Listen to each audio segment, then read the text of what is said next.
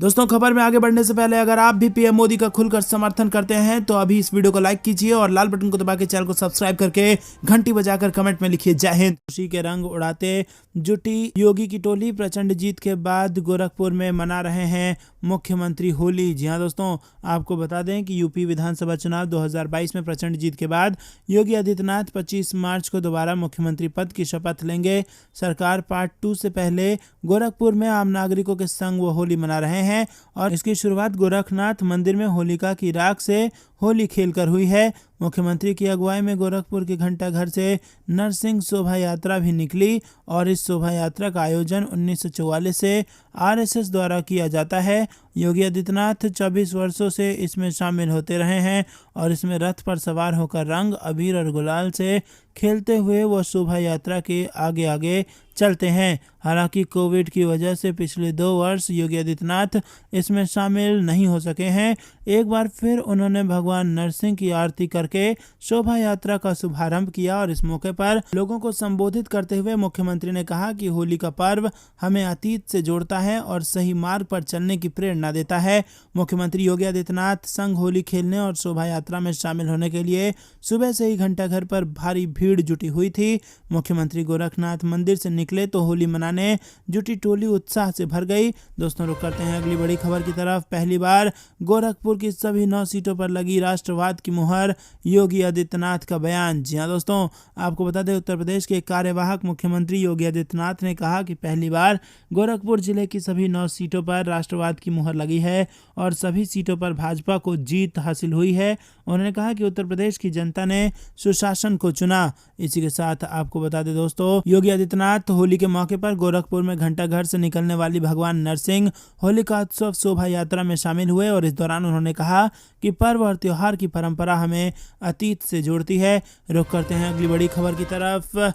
खतरे में है महाराष्ट्र में उद्धव ठाकरे की सरकार। बीजेपी के संपर्क में अघाड़ी के 25 विधायक, दानवे के दावे से महाराष्ट्र में बवाल। जी हां दोस्तों, आपको बता दें कि महाराष्ट्र बीजेपी के वरिष्ठ नेता और केंद्रीय मंत्री राव साहेब दानवे के दावों पर यकीन करें तो आने वाले समय में महाविकास अघाड़ी सरकार की मुश्किलें बढ़ना तय माना जा रहा है। दानवे ने यह दावा किया है कि मौजूदा समय में महाविकास अघाड़ी के 25 असंतुष्ट विधायक बीजेपी के संपर्क में हैं। दानवे के इस बयान के बाद महाराष्ट्र की सियासत में भूचाल आ गया है।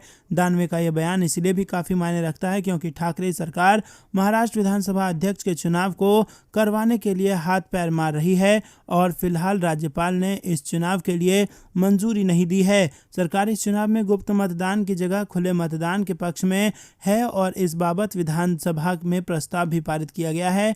हालांकि ठाकरे सरकार ये दावा करती है कि उनके पास 170 से ज्यादा विधायकों का समर्थन है। रुक करते हैं अगली बड़ी खबर की तरफ जो कि मौसम विभाग से आ रही है, जिसमें आपको बता दें कि दिल्ली में बढ़ रही है गर्मी। राजस्थान में 40 डिग्री पहुंच गया है तापमान और कई राज्यों में आईएमडी ने दी है लू की चेतावनी। जी हां दोस्तों, होली दहन के तुरंत बाद ही गर्मी ने अपना रंग दिखाना शुरू कर दिया है। राष्ट्रीय राजधानी दिल्ली समेत उत्तर भारत के अधिकतर राज्यों के तापमान में बढ़ोतरी हो रही है। मार्च का महीना अभी खत्म भी नहीं हुआ है और राजस्थान में तापमान 40 डिग्री तक पहुंच गया है। भारतीय मौसम विज्ञान विभाग के मुताबिक अब तापमान में लगातार इजाफा देखने को मिलेगा। आईएमडी ने राजस्थान, मध्य प्रदेश, विदर्भ, तेलंगाना और गुजरात के कई हिस्सों में लू चलने की संभावना जताई है और वहीं देश की राजधानी दिल्ली में भी गर्म हवाओं का असर दिखाई देगा। मौसम विभाग के अनुसार उत्तर भारत के लिए मार्च का महीना शुष्क रहेगा। एक तरफ जहां गर्मी लगातार बढ़ेगी तो वहीं दूसरी तरफ आगामी दिनों में बारिश होने की संभावना भी नहीं है। राष्ट्रीय राजधानी में शनिवार की सुबह की शुरुआत गर्मी के साथ हुई और न्यूनतम तापमान सामान्य से करीब 4 डिग्री अधिक 20 डिग्री सेल्सियस दर्ज किया गया। दोस्तों, रुक करते हैं अगली बड़ी खबर की तरफ। यूक्रेन जंग को लेकर आपात बैठक, युद्ध खत्म कराने में भारत निभाएगा अहम भूमिका। संयुक्त राष्ट्र सुरक्षा परिषद की बैठक के दौरान संयुक्त राष्ट्र ने सभी देशों से यूक्रेन में मानवीय जरूरतों को पूरा करने की अपील की है। इस पहल का भारत ने भी समर्थन किया है। भारत ने कहा कि वो यूक्रेन में युद्ध को समाप्त करने के लिए कूटनीति में शामिल होने के लिए तैयार है। भारत के स्थायी प्रतिनिधि टीएस तिरुमूर्ति ने कहा कि हम आने वाले दिनों में सुरक्षा परिषद के साथ पक्षों में उन उद्देश्यों को जारी रखने के लिए तैयार हैं। मोदी ने रूसी राष्ट्रपति व्लादिमीर पुतिन और यूक्रेन के राष्ट्रपति व्लादिमीर जेलेंस्की दोनों से बात की है और उनसे सीधे बातचीत करने का आग्रह किया है। Under secretary general rosemary DiCarlo ने कहा कि लाखों निवासियों के भाग्य के बारे में गंभीर आशंका है जो तीव्र हमलों का सामना कर रहे हैं। रूस और यूक्रेन के बीच बातचीत में कुछ सकारात्मक विकास हुए हैं, लेकिन इसका कोई फल नहीं निकला है। उन्होंने कहा कि इस हफ्ते यूक्रेन और रूस के प्रतिनिधियों के बीच चल रही सीधी बातचीत के संबंध में सकारात्मक संकेत मिले हैं और इस तरह की सभी व्यस्तताओं का स्वागत है। दोस्तों, रुक करते हैं अगली बड़ी खबर की तरफ। टेंशन में ड्रैगन, पाकिस्तान में सियासी उथल पुथल से चिंतित हुआ चीन, अधर में लटकी हुई है कई परियोजनाएं। जी हाँ दोस्तों, पाकिस्तान में राजनीतिक अस्थिरता पैदा होने की संभावना को चीन चिंतित निगाहों से देख रहा है। इमरान खान के नेतृत्व वाली पाकिस्तान तहरीक इंसाफ सरकार के खिलाफ विपक्ष की तरफ से पेश अविश्वास प्रस्ताव से अस्थिरता का अंदेशा बना हुआ है और पाकिस्तान चीन का प्रमुख आर्थिक और भू राजनीतिक सहयोगी है। चीनी विशेषज्ञों का मानना है कि पाकिस्तान की घटनाओं से सीधे तौर पर चीन के हित जुड़े हुए हैं। पाकिस्तान की नेशनल असेंबली में 342 सदस्य हैं। 27 मार्च को अविश्वास प्रस्ताव पर होने वाले मतदान के दौरान प्रधानमंत्री इमरान खान अगर 172 सदस्यों का समर्थन हासिल नहीं कर सके तो उनकी सरकार गिर जाएगी। इसी के साथ ऐसा होने की मजबूत संभावना मानी जा रही है।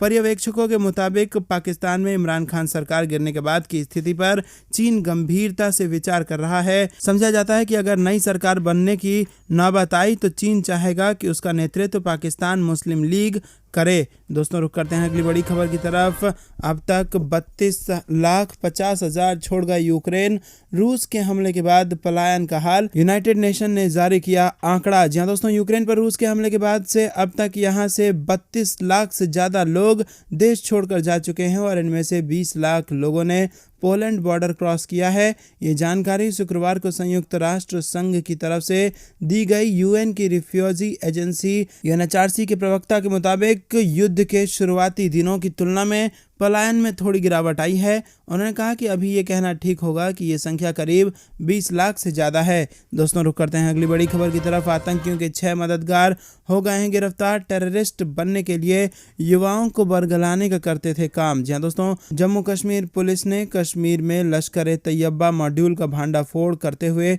आतंकवादियों के 6 सहयोगियों को गिरफ्तार किया है। अधिकारियों ने ये जानकारी दी। अधिकारियों ने कहा कि दक्षिण कश्मीर के पुलवामा जिले में LET मॉड्यूल का भांडाफोड़ कर आतंकवादियों के 6 मददगारों को गिरफ्तार किया गया है। दोस्तों, रुक करते हैं अगली बड़ी खबर की तरफ। यूपी में बिजली के साथ 5 चीजें भी मिलेंगी बिल्कुल फ्री। शपथ लेने के बाद होगा इसका ऐलान। जी हाँ दोस्तों, यूपी में बीजेपी को पूर्ण बहुमत मिलने के बाद सबकी नजर अब मंत्रिमंडल पर है।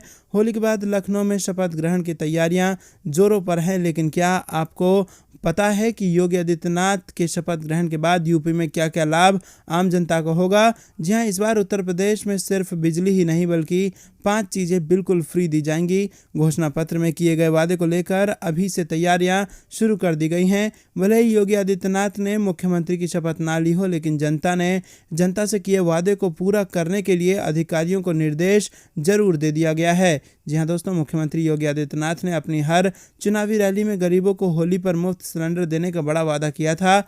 भाजपा भले ही अपने इस वादे को होली से पहले पूरा नहीं कर सकी हो, लेकिन पूरी उम्मीद है कि शपथ ग्रहण करते ही योगी आदित्यनाथ अपने इस वादे को पूरा करेंगे। सीनियर सिटीजन महिलाओं के लिए मुफ्त बस यात्रा। सरकार 60 साल या उससे अधिक आयु की महिलाओं को साधारण से लेकर AC बसों में मुफ्त सफर का तोहफा दे सकती है। इसको लेकर सरकार ने कवायद भी शुरू कर दी है। उत्तर प्रदेश सड़क परिवहन निगम ने इसको लेकर सर्वे भी कर लिया है। जानकारी के मुताबिक शपथ के बाद तत्काल इस योजना को भी अमल में लाए जाने की उम्मीद है। उत्तर प्रदेश में किसानों को मुफ्त बिजली देने के वादे को भी भाजपा भाजपा सरकार बनते ही पूरा कर सकती है और अगर भाजपा अपने इस वादे को पूरा करती है तो यूपी किसानों को सिंचाई के लिए मुफ्त बिजली देने वाला देश का छठा राज्य बन जाएगा।